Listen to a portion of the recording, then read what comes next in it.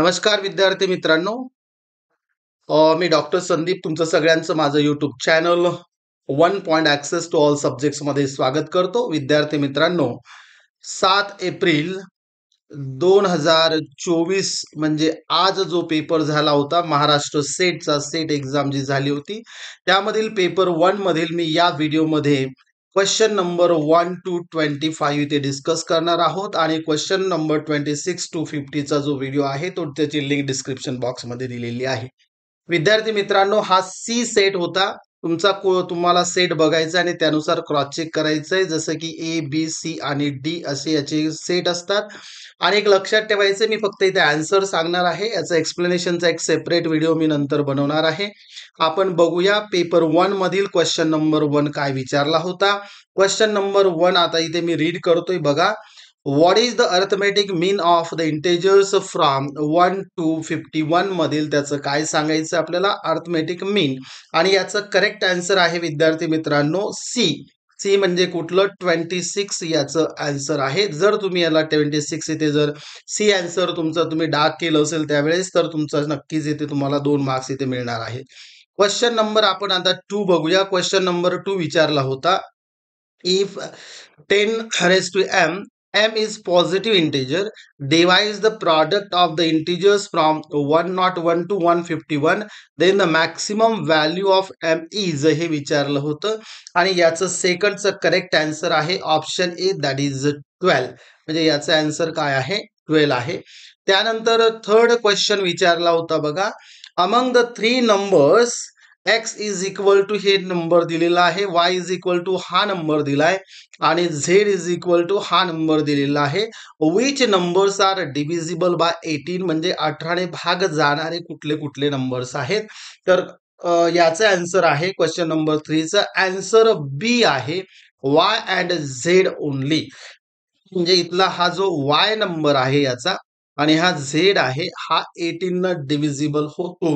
त्यामुळे याचं correct answer आहे ऑप्शन नंबर बी, ते आहे y अँड z ओनली. त्यानंतर आपण क्वेश्चन नंबर 4 इथे बघणार आहोत. क्वेश्चन नंबर 4 काय विचारला होता बघा.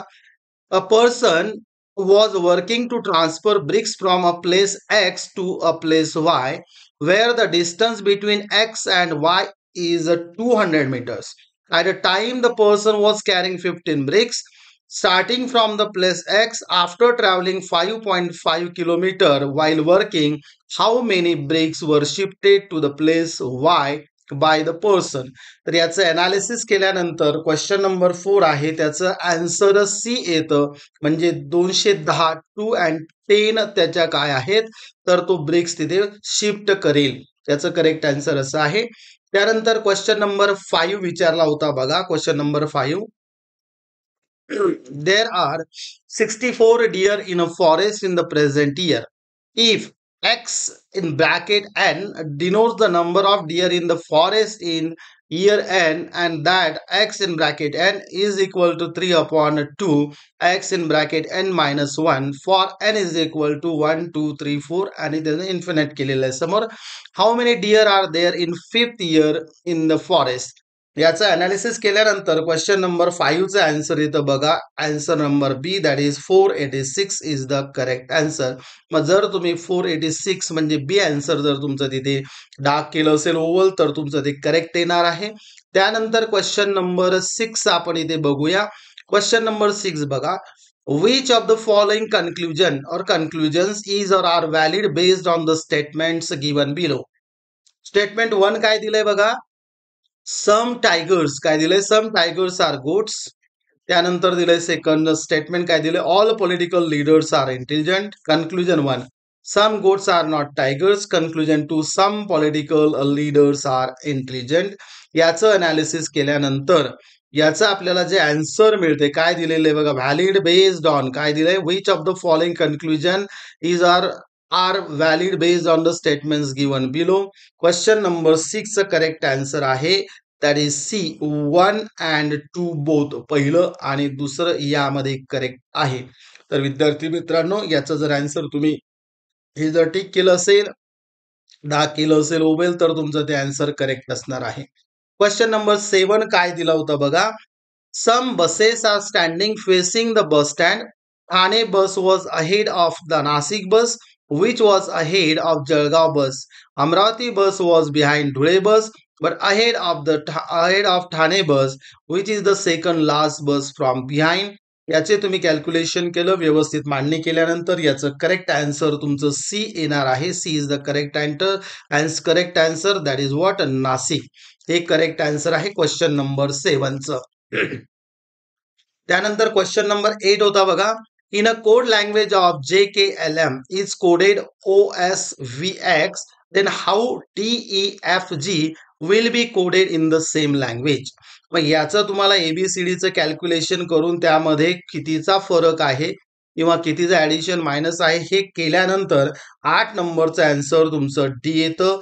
ते आन्सर आहे IMPR is the correct answer. ज्यांनी डी आन्सर लिहिलं असेल त्या विद्यार्थ्यांना इथे मार्क्स मिळणार आहेत. क्वेश्चन नंबर 9 विचारला होता बघा. In a code language, if DAC means 635, then what will be the code for FEG विचारलं होतं. याचं अनालिसिस केल्यानंतर आन्सर मिळालेला आहे बघा. क्वेश्चन नंबर 9चं answer A 879 is the correct answer. त्यानंतर क्वेश्चन नंबर 10 आपण बघूया. क्वेश्चन नंबर 10 दिला होता बघा. while facing south, Virat walks 15 meters and then turns to his right and walks 10 meters. From there he turns to his right and walks 15 meters. Then he turns his left and walks 15 meters. Which direction is he facing now and how much away from the starting point? याचा analysis केल्यानंतर question number 10चा answer येते बघा बी. वेस्टला तो जाणार आहे starting point पासून आणि ते आन्सर असणार आहे, त्याचं म्हणजे अंतर असणार आहे टोटल 25 मीटर्स. त्यानंतर आपण क्वेश्चन 11 आणि 12 बघूया, ज्यामध्ये डायरेक्शन्स दिलेल्या होत्या. एक टेबल दिलेला आहे. फॉलोइंग इज, बघा इथे काय दिलंय, question numbers 11 and 12 are based on the following information. Following is a table representing foreign tourist visiting different places in India in a certain year. Figures are in lakhs मध्ये figures दिलेले आहे. याचं analysis केल्यानंतर जसं इथे दिलेलं आहे बघा, प्लेसेस आग्रा असेल, दिल्ली असेल, चेन्नई, उदयपूर, बँगलोर, श्रीनगर. इकडे दिलेले आहेत अमेरिकन्स, इंग्लिश, फ्रेंच, अदर आणि टोटल त्याची दिलेली आहे. यावर आधारित 2 प्रश्न होते. 11 नंबरचा प्रश्न होता बघा, what is percentage of total number of tourist visiting Agra. मग याचा अभ्यास केल्यानंतर 11 नंबरचं जे आन्सर आहे, 11 क्वेश्चन नंबर 11 आहे, त्याचं आन्सर येतं बघा आन्सर नंबर बी 25% त्याचं आन्सर आहे. त्यानंतर यावरच आधारित क्वेश्चन नंबर 12 होता. तो होता बघा, which type of tourist found maximum at Delhi. कुठले मॅक्सिमम आहे याचं अनालिसिस केल्यानंतर त्याचं करेक्ट आन्सर येतं B and that is what, English जे पीपल आहे ते मॅक्सिमम व्हिजिट केलेले आहेत आणि करतात. त्यानंतर दिलाय बघा क्वेश्चन नंबर 13 आणि 14 साठी एक टेबल दिलाय. टेबल काय दिलाय बघा, following table gives item wise expenditure of construction of house. जसं की लेबर आहे, cement and brick, steel, timber and glass, miscellaneous, आणि याचं पर्सेंटेज दिलेलं आहे. यावर आधारित 13 नंबरचा क्वेश्चन काय होता बघा, the information in the above table is to be represented diagrammatically using pie chart. What will be the angle of sector representing item labor. म्हणजे यामध्ये याचा आपल्याला काय पाय चार्ट मध्ये जर टाकलं तर लेबरचं जे दिलेलं आहे, हा बघा आता लेबरचं इथे किती दिलंय आपल्याला 25, मग तो अँगल कितीचा असेल तर तो 101% कितीचा असणार आहे. 13चा आन्सर आहे option number C, that is 90 degree. त्यानंतर काय दिलेलं आहे question number 14, what is the ratio of expenditure of the item cement and bricks to the total expenditure of construction of house. आता काय दिलंय की याचा रेशिओ काढायचा सिमेंट अँड ब्रिक्स. आता सिमेंट अँड ब्रिक्स किती दिलेलं आहे आपल्याला इथे 30. सिंपल लॉजिक आहे, याला 30/100 करायचं आहे. हे 0 कट झालं 3 रेज टू येतं बघा 3 पावटी इथे दिलेलं आहे. तर याचा करेक्ट आन्सर आहे ऑप्शन नंबर डी 14चं. ज्याने डी आन्सर लिहिलं असेल त्यांचं इथे करेक्ट आलेलं आहे. त्यानंतर क्वेश्चन नंबर 15 जो विचारला होता, the following x and y points are plotted on xy plane and the adjacent points are joined by smooth curve. तर यामध्ये काय दिलेलं आहे, हा टेबल तुम्हाला स्टडी करायचा आहे आणि इथं दिलेला आहे what will be the nature of curve. जो कर्व येईल तो स्ट्रेट लाईन येईल का, पॅराबोला येईल का, हायपरबोला येईल का, एक्सपोन्शियल कर्व येईल, तो 101%. याचा आन्सर आहे डी असणार आहे. तो या पद्धतीनं असा जाणार आहे, म्हणजे त्याला एक्सपोन्शियल कर्व असं आपण म्हणतो. तर याचं करेक्ट आन्सर आहे डी. त्यानंतर आपण क्वेश्चन नंबर 16 आपण इथे बघणार आहोत. 16 होता identify the correct pair from the following. आता इथे 4 पेअर दिलेले आहे, पिक्सल दिलाय, एचडीटी दिलाय, केबीपीएस दिलाय आणि GHZ दिलेलं आहे.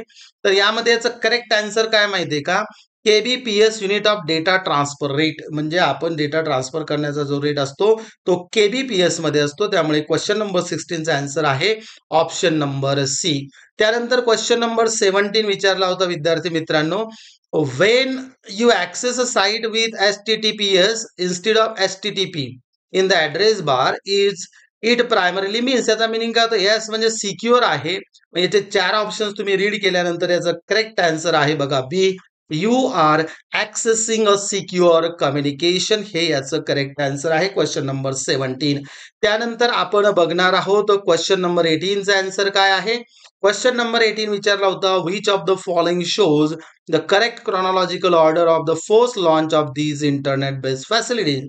मग कुठल्या होत्या, सगळ्यात अगोदर आलेलं आहे तुमच्या माहितीसाठी विकिपीडिया, त्यानंतर आलंय जीमेल, त्यानंतर आलंय युट्यूब, त्यानंतर आलंय इंस्टाग्राम. याचं डी करेक्ट आन्सर आहे. 18 नंबरचं डी करेक्ट आन्सर आहे.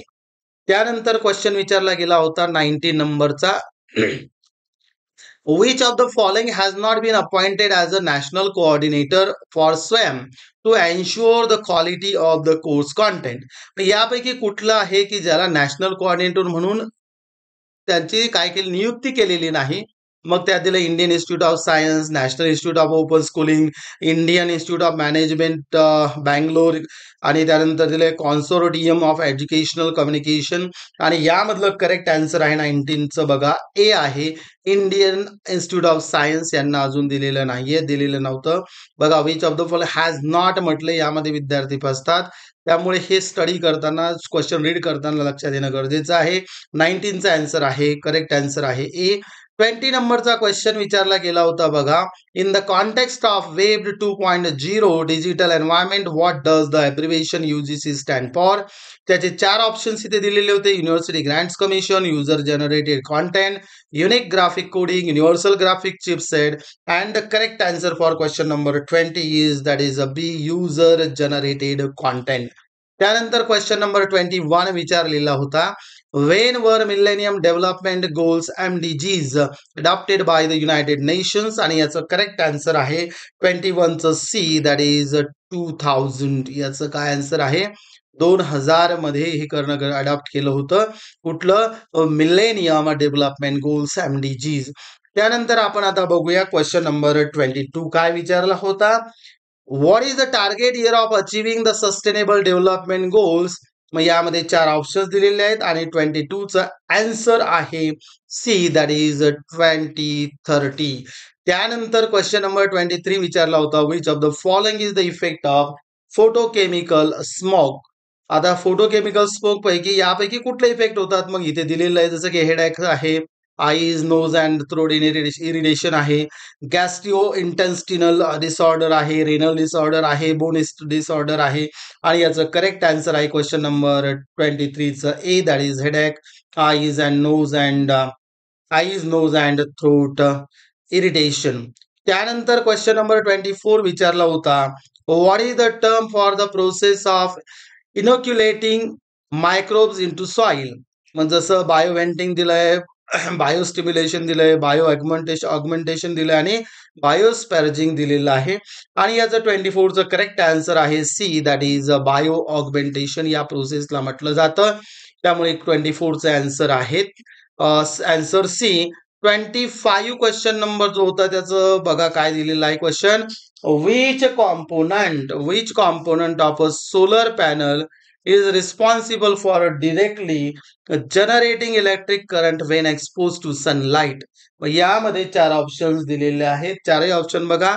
इन्व्हर्टर, सेमीकंडक्टर मटेरियल, रिफ्लेक्टर्स आणि बॅटरी. तर याचं करेक्ट आन्सर आहे बी, दॅट इज सेमीकंडक्टर मटेरियल. विद्यार्थी मित्रांनो, 7 एप्रिल रोजी जो पेपर झालाय 7 एप्रिल 2024, त्यामधील आपण हा सी सेट बघितलेला आहे. तर या व्हिडिओमध्ये आपण 1 ते 25 असे क्वेश्चन्स आपण डिस्कस केलेले आहे. 26 ऑनवर्ड जे क्वेश्चन्स आहेत ते आता नेक्स्ट व्हिडिओमध्ये आहे आणि त्याची लिंक ही डिस्क्रिप्शन बॉक्समध्ये दिलेली आहे. तर विद्यार्थी मित्रांनो, चेक करा. जर काही अडचण असेल तर कमेंट बॉक्समध्ये सगळ्यांनी बघायचे. तसंच मी पेपर 2 जो असेल, मग कॉमर्स असेल, त्यानंतर तुमचा इंग्लिश असेल, आणखीन काही क्वेश्चन पेपर्स असतील त्याचे देखील मी लिंक्स इथे टाकणार आहे. तरी सगळ्यांनी चॅनलला लाईक, शेअर आणि फॉलो करायला विसरू नका. Subscribe the channel. Thank you so much.